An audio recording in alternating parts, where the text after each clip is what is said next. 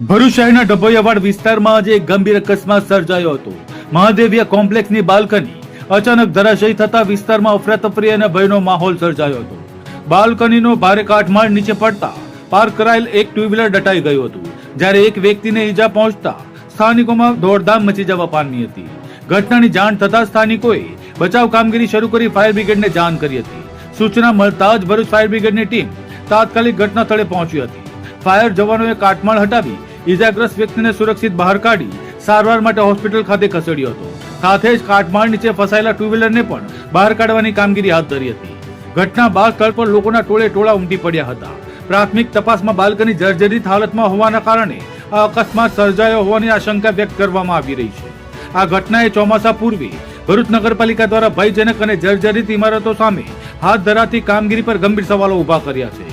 જો સમયસર સર્વે અને કાર્યવાહી કરવામાં આવી હોત તો આવી દુર્ઘટના ટાળી શકાય તેમ હતી કે નહીં તે અંગે પણ હવે ચર્ચા શરૂ થઈ છે।